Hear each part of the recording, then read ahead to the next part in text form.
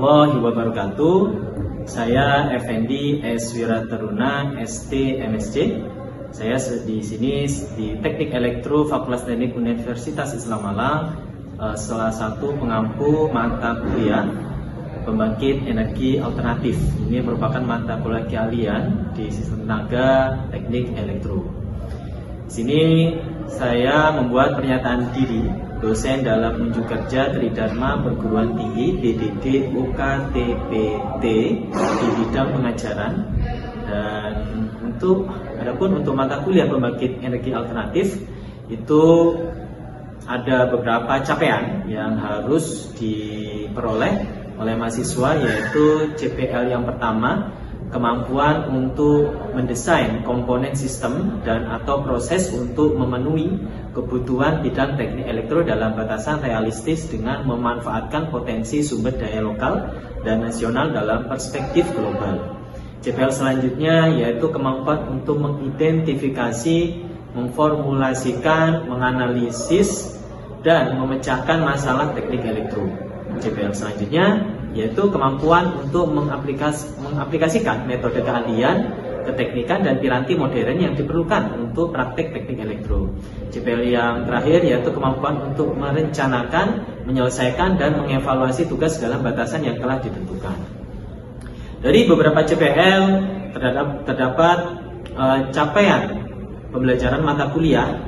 Ada 4, yaitu yang pertama, mahasiswa diharapkan mampu menjabarkan jenis-jenis sumber energi baru terbarukan atau EBT sebagai energi alternatif.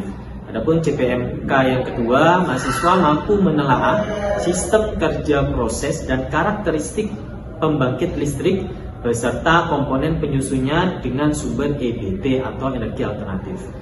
CPMK 3 yaitu mahasiswa mampu merancang sistem pembangkit listrik EBT sumber energi sampai energi listrik yang dihasilkan melalui simulasi perangkat modern yaitu Simulink MATLAB. Yang terakhir yaitu mahasiswa mampu mendesain kendali pada pembangkit energi alternatif. Dari beberapa CPMK kita ada pokok bahasan materi, beberapa pokok bahasan yaitu diantaranya 1. Pengenalan jenis sumber pembangkit listrik energi terbarukan atau EBT.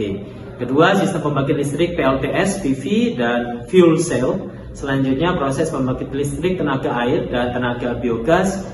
Selanjutnya ada desain PLTA dan PLTBG. Proses pembangkit listrik tenaga bayu dan angin. Ada desain PLTB atau sistem kontrol. Pembangkit listrik tenaga panas bumi dan tenaga nuklir, serta desain PLTP dan PLTE. Adapun metode atau mode perkuliahan di pembangkit energi alternatif yaitu metode interaksi antara peserta atau antara dosen dan mahasiswa, yaitu melalui diskusi, kerja kelompok, evaluasi unjuk kerja. Adapun sistem penilaian mata kuliah pembangkit energi alternatif yaitu dengan teknik penilaian melalui kuis atau tes tulis, tugas kelompok, unjuk kerja simulasi, UTS, dan UAS. Adapun indikator penilaian yaitu ketepatan analisis, kinerja sikap, ketepatan proses, dan proses simulasi. Tadi adalah beberapa indikator dan semua sesuai dengan rancangan pembelajaran semester atau RPS pembangkit energi alternatif. Terima kasih. Wassalamualaikum warahmatullahi wabarakatuh. Assalamualaikum warahmatullahi wabarakatuh. Waalaikumsalam warahmatullahi wabarakatuh. Di sini saya sebagai dosen pembangkit energi alternatif, saya Effendi S. Wirataruna, pengampu mata kuliah pembangkit energi alternatif. Sebelum kita mulai, kita awali doa dengan membaca surat Fatihah bersama-sama. Semoga ada keberkahan untuk pertemuan kali ini dan seterusnya. Al-Fatihah.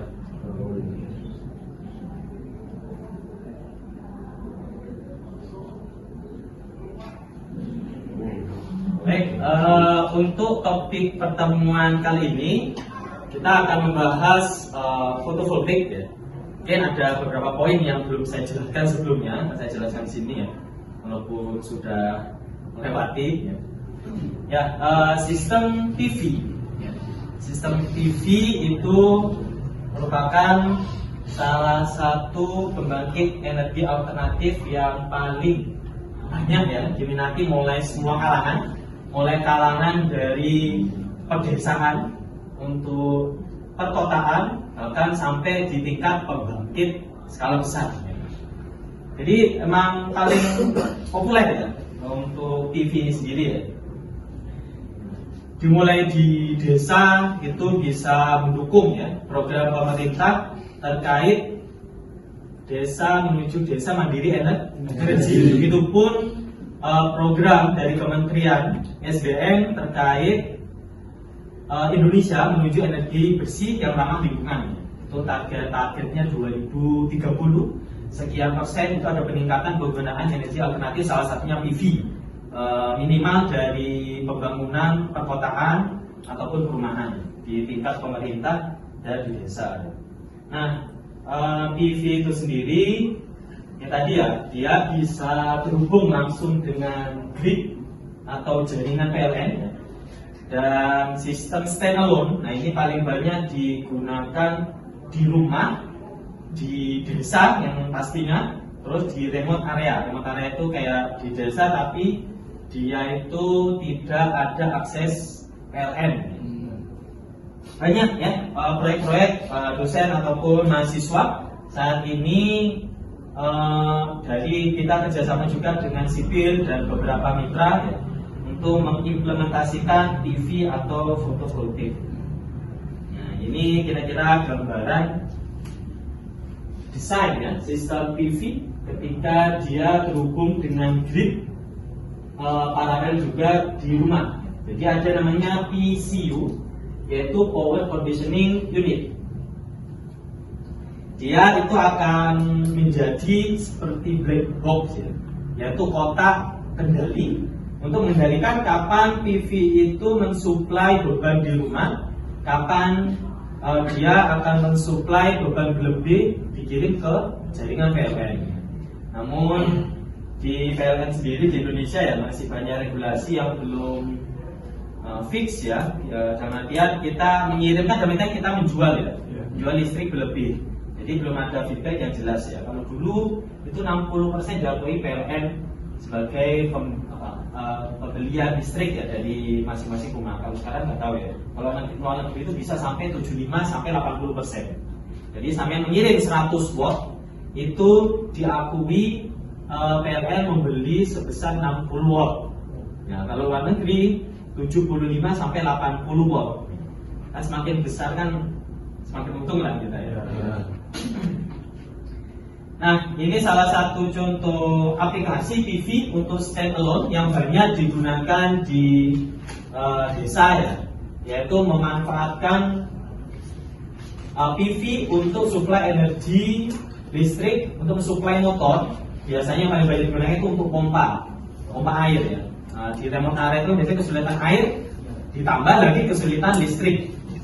Jadi pompa ini membantu pasokan air dengan energi alternatif dan dia sifatnya itu mobile.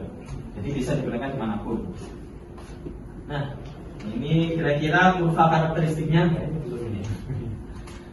Nah, itu kurva karakteristik apa ini kira-kira? Yang arus terhadap tegangan atau daya terhadap tegangan?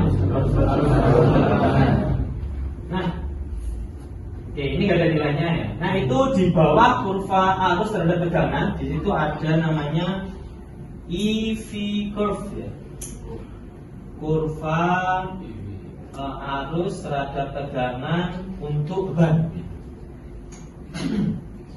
Di sini pasti lihat ada kayak puncak gitu, ya, beban awal namanya motor. Kalau sepeda motor ketika dinyalakan itu kan pasti butuh bahan bakar banyak ya, starting awal ya. Nah ini juga sama, starting awal itu dia butuh pasokan listrik gede harusnya, makanya kan dia naik pasti sini ya, walaupun nggak sampai gini ya. Naik, setelah itu turun stabil, baru naik sesuai dengan kenaikan tegangan pada beban.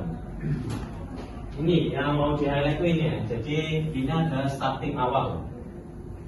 Ya semua sama lah objeknya ya. Mulai sepeda motor ataupun kita sendiri ketika bangun tidur stamina kamu kan butuh mood, energi yang besar ya untuk memulai aktivitas daily activity-nya.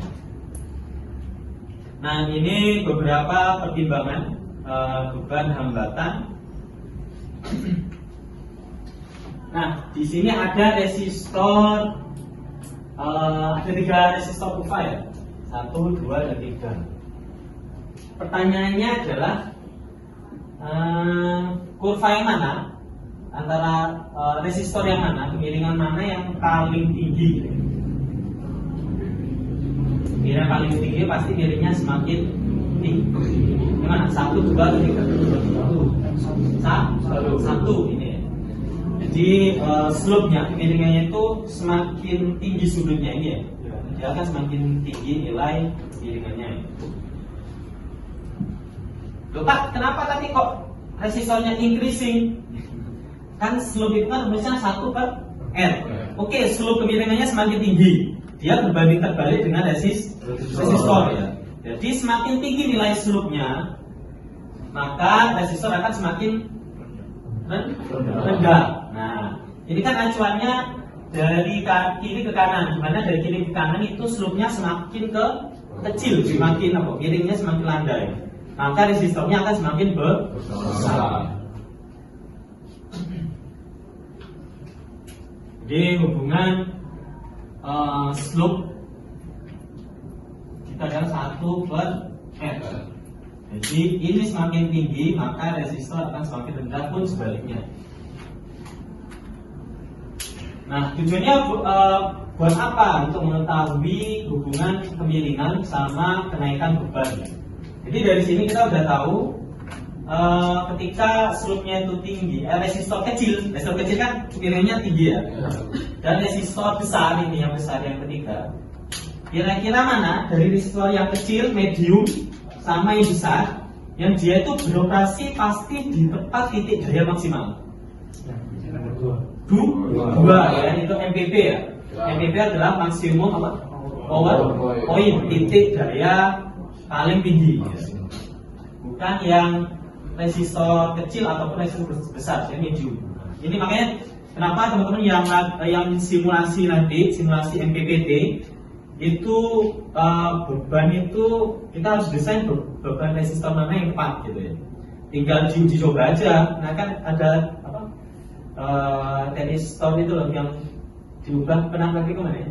Nah, jadi dia dinamis sifatnya resistornya. Jadi mulai kecil dari 100 ohm sampai 500 ohm. Nah, jadi kira-kira dengan variasi beban itu mana daya yang paling tinggi gitu kan? Mas juga yang siapa aja yang lagi objek MPPT? Radel, terus namanya juga kan ya? Ada lagi Mas Anam juga MPPT tapi fuel cell. Jadi nanti pas eksperimen kan bareng-bareng nanti ya. Itu ada beban, tinggal diambil semua titik dari kecil sampai gede. Tinggal biasanya sih pasti tengah-tengah sih ya. Tengah-tengah. Kalau bebannya antara 100 sampai 500 kira-kira berapa? Ya 200 sampai 300. Oke, nah ini kemarin udah kita diskusikan ya. Dia akan mempengaruhi beban resistor yang tepat untuk beban panel surya itu berapa. Jadi oke, ini resistornya tetap misal ambil saja 250 ohm. Maka ketika ada kenaikan iradiasi, kira-kira berubah apa? Arus atau tegangan atau dua-duanya? Dua-duanya ya. Jadi ketika 200 watt per meter persegi, dia itu tegangannya misal anggap aja 10 volt, arusnya 2 ampere. Maka ketika 400 arusnya pasti 4 ampere ya, 2 kali lipatnya ya. Tegangannya juga naik 2 kali lipat dan seterusnya sampai menuju di titik puncak paling tinggi, yaitu di radiasi 1000 watt per meter persegi. Oke, jadi ilustrasi kalau kemarin kan ilustrasi PV itu ekuivalensi rangkaian listriknya adalah seperti ini. Ini sumber arus, terus dia dioda. Oke, misalnya ini resistif, ini plus, ini Minus ini itu sama aja panel surya. Ini biar tidak ada yang kebablasan ke sini ke kanan. Jadi kayak penyiarah, penyiarahnya alat, penyiarahnya itu ya benar. Jadi biar tidak ada arus yang mengalir ke dari balik sini loh ya. Kan harusnya kan dia berputar searah jarum jauh. Ketika dia ada arus listrik yang nakal, itu dia akan lewat di sini dan sini. Oh, dia ada penyiaran langsung ke blok, langsung kebuka.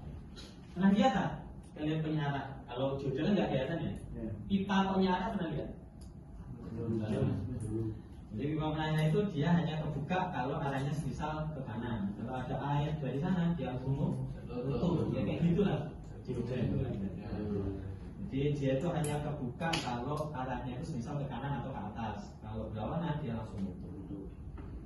Namanya penyiaran. Jadi penyiaran itu nggak hanya di listrik, di plumbing atau di perpipaan itu ada. Monggo mungkin ada yang ingin didiskusikan sebelum saya lanjut. Saya mau menunjukkan simulasinya.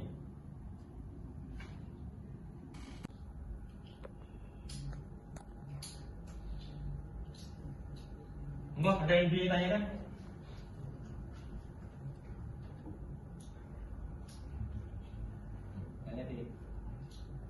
Monggo. Ya, monggo ada yang ditanyakan? Ya, monggo. Itu kan di panitia kan terdapat dioda. Nah, itu dioda itu ditempatkan di setiap sel atau dalam modul yang dalam satu modul dengan ukuran yang besar atau Oke, pertanyaan bagus. Ya, jadi di bus itu sifatnya ketika duty cycle itu naik, maka tegangan PV itu tuh turun, dia kebalikannya. Maka kalau ingin menaikkan tegangan, duty-nya diapain? Diturunkan.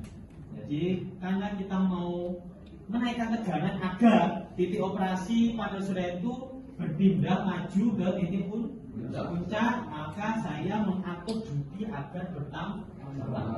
Nah itulah gambaran kira-kira prosesnya BBT ya. Jadi duty-nya saya tambah. Kok kebablasan ke sini? Sering kebablasan karena mungkin isinya soalnya kebablasan gitu. Ya, maka yang dilakukan gimana? Duty-nya mau dinaikkan atau diturunkan? Dinaikkan agar dia balik lagi ke titik puncak melalui menurunkan tegangan. Nah, V-nya turun dengan cara duty-nya dinaikkan. Itu yang konvensional. Kalau AI dan dia sistemnya kalau PSO (Particle Swarm Organization) itu mengikuti pola karakteristik burung ketika mencari makanan. Karena burung, anggap aja burung itu kan menyebar, gitu ya. Ada yang ke sana, ke situ, ke sini dan terusnya. Tiba-tiba si Z dari A sampai Z, ini saya mencium bau makanan, bukan bau yang tadi ya. Makanan, akhirnya yang mendengarkan pasti yang lebih dekat ya. Akhirnya ngumpul, terus yang ini kelihatan, pada ngumpul sana, ada informasi bahwa makanannya sekitaran di pojok kanan, gitu. Jadi ini kan menyebar saya. Nah ternyata makanannya itu di sini, kan? Cuma kan kita nggak tahu ya. Oke, jadi ini dapat informasi ini udah fail, jauh banget nih. Akhirnya dia berpindah ke sini, fokus sini, akhirnya ketemu. Sama kayak ini nanti. Sama kayak B dan seterusnya, tergantung kecepatannya. Yang will optimization itu juga sama, dia saling sharing informasi. Jadi ketika pause satu dapat informasi, di sini kan will itu aneh ya, sinyalnya super ya, jadi walaupun jauh ratusan kilo dia bisa mengirim sinyal ya. Jadi kan kita nggak tahu nih titik puncaknya di sini ya. Si duty ini nggak tahu kalau titik puncaknya di sini.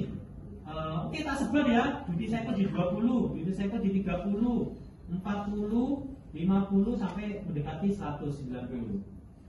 Si 20, 30, 40, 50, 90. Kira-kira yang mendapatkan informasi sinyal yang mana?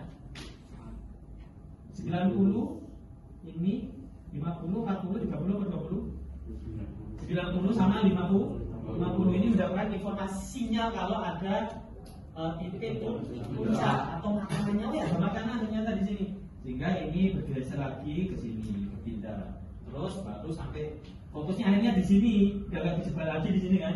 Ya, fokus di titik puncak sini udah kita mencari sampai benar-benar ketemu di titik puncak. Itulah karakteristik ini. Terus apa? Butterfly itu butterfly. Firefly apa firefly? Nah, terus ada lagi yang whale tadi. Terus ada lagi apa ubur-ubur lah, tahu loh ubur-ubur sih? Jellyfish itu loh yang ada tentakelnya banyak tapi kayak tanaman di laut. Anemone ada itu. Banyak ya. Makanya kalau kami tertarik MPT sebenarnya bisa disebar algoritma berbagai algoritma nanti ngerjainnya bareng. Kalau yang di Taiwan nanti MPT ya nggak apa-apa. Mungkin fasilitasnya lebih canggih atau apa lebih banyak bisa. Ini info saya ya, nanti kalau kali saya malah bisa kunjungan ke sana tak ambil. Baik, mungkin ada yang ditanyakan terakhir sebelum kita tutup untuk pertemuan kali ini. Oke ya, yang poin tadi Mas Dimas 2 kali sama Mas Evelyn. Baik. Oh, terakhir ya, Mas. Kalau misalnya kan tadi kan bapaknya bilang kan ada shading itu ya Pak. Ya. Kalau sama Hafsan itu sama nggak? Hah? Hafsan. Hafsan, oke. Kalau sama Hafsan, dia kalau CD-nya tetap loh ya. Iya. Kalau CD tetap dia sama Mas, tinggal hanya penurunan gini aja. Itu aja. Yang Hafsan yang bawah. Ya. Kalau misalnya shadingnya nggak tetap, maksudnya Tetap. shadingnya nggak ada, tapi cuma Hafsan Hafsan gitu aja. Ya kemungkinan gini, cuma kan kita nggak tahu ya. Tetap satu pun puncak, bisa aja lebih tinggi, bisa aja lebih rendah, tergantung iradiasinya nanti teman-teman. Jadi sebenarnya perbedaannya cuma di bentuk bentuk Kurvanya ya. Contoh aja, shadingnya beda. Yang satu gini, terus tiba-tiba ada tambahan di sini. Pasti bentuknya ini kan awalnya kalau itu berapa titik puncak? Biasanya kalau ada lagi shading di lokasi lain, dia puncaknya lebih banyak.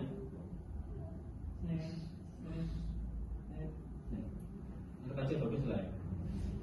Jadi dia lebih banyak kalau titik shadingnya semakin banyak. Karena ini pengaruhnya itu kayak ini deh, selnya. Kali ini satu modul ya. Kalau bilang PV ya sama juga karakteristiknya. Udah cukup jelas ya. Baik, terima kasih ya untuk pertemuan kali ini. Kita akan lanjutkan di pertemuan selanjutnya dengan topik yang sama, DPT, cuma integrasinya dengan fuel cell. Jika ada salah kata atau dari saya mohon maaf dari kekurangan, dan kita ini dengan doa akhir kuliah. Berdoa. Bismillahirrahmanirrahim. Rabbana fa'alna bima lamana Rabbi alimna laliyan ma'una Rabbi fakirna wa fakirana wa korobana lana bililina Rabbana zidna ilman nafi'a wa zulana halalan thayyibah wa aftalana butuhan hikmatan yasir lana kula umurina wa ghfir lana jami'al khotoya do'anna kula walina wa barik lana fima atoita wa atim lana